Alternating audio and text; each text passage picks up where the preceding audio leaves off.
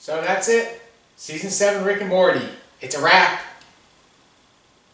So how did the season go? Let's just look at the final episode first.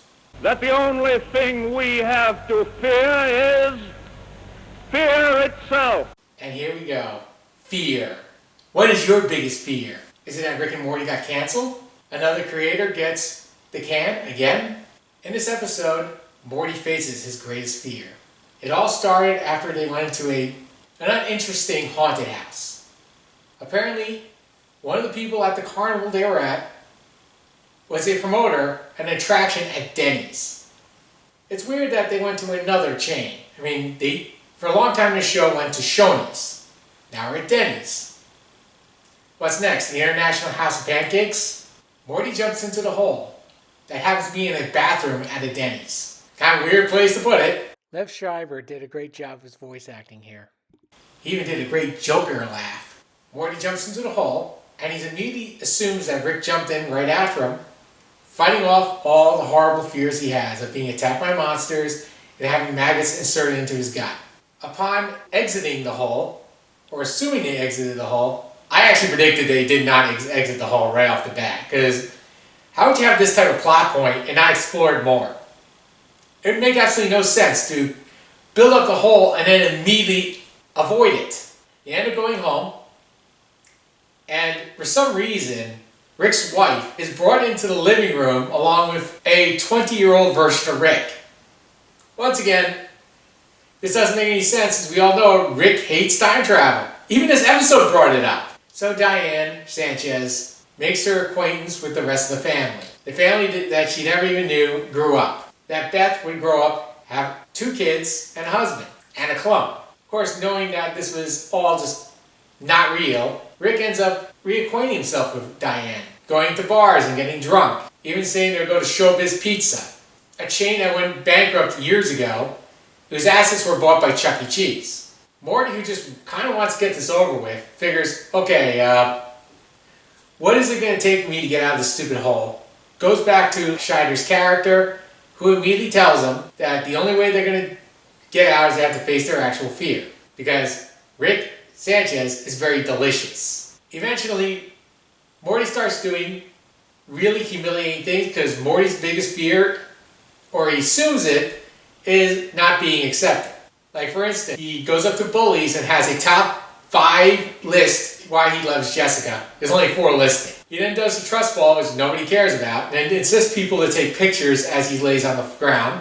He even signs up for a play not knowing the script, which ironically is being reviewed by the New York Times. And why would the New York Times care about a high school drama club's play? Why would they care?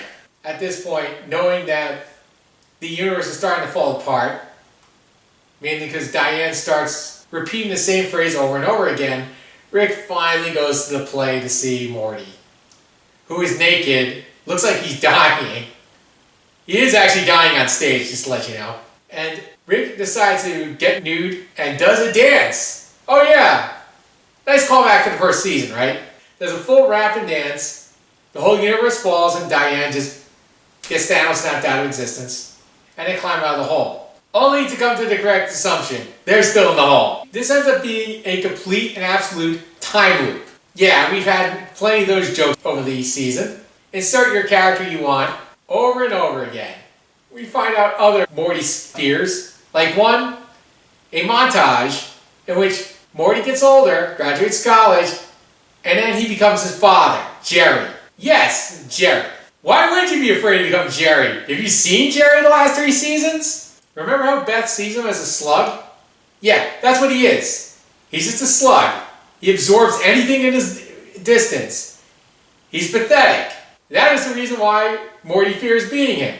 And then, of course, they climb out of the hole. I love how Rick says, if we're still doing this 2 seasons from now, and then, of course, Morty figures it out. His biggest fear is that Rick Sanchez, for all intents and purposes, doesn't really need him. The interesting part about this is established in season 2. Morty already knows this. I don't know why he has to go through a fear hole to find out something that, for all intents and purposes, you could have figured out at the end of season 1. So finally, Lev Schreider's character, Rick's mouth, announces that his fears were delicious. and he climbs out the hole with Rick's help. Don't forget, Rick has never actually jumped in the hole. He's just there staring at him, unconscious. And what looks like just like a septic tank was there at one point. Instead of jumping in the hole, puts Morty's picture on the people who jumped in and out of the hole.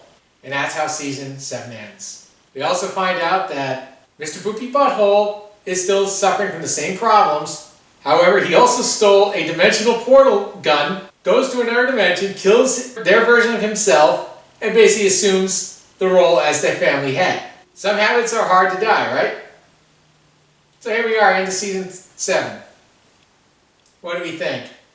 Well, the writing is incredibly inconsistent. As I said, we've had episodes that are considered some of the best that's ever been written for the show. And then, on the other hand, we also had their call back to Water Tea. One of the worst episodes I think Adult Swim has ever put on. This season has been incredibly inconsistent. Now, I have had some gripes about the voice acting, mainly because, Justin Roiland was a little harder to replace than they assumed. However, the voice actors really came on as the season kept going through episodes. I have to bring this up to the fact that they really rushed the season. I know, they were basically fighting the actors' strike. But this season should have been delayed. Therefore, they can go through the scripts and determine what episodes should have been printed, as well as giving the actors time to pan out their characters. It's incredibly unfair to the new voice actors. I feel bad I had to criticize the first 4 episodes. Because, as I said, as the season wore on, it seemed like they pretty much had achieved Justin Roiland's ability to comprehend these characters. So now season 7 is wrapped. Yes, season 3 of Konosuba is coming in the fall. And yes, I will be reviewing each episode. Considering we just had Mega Meme's show come by. By the way, the episode list is mentioned in the description of this video. You've had quite a few episodes done on this channel this year. And this will unfortunately be the final video for this year, 2023. I will be doing a best kills of the season 7 video soon. But until then, Happy New Year! Bye!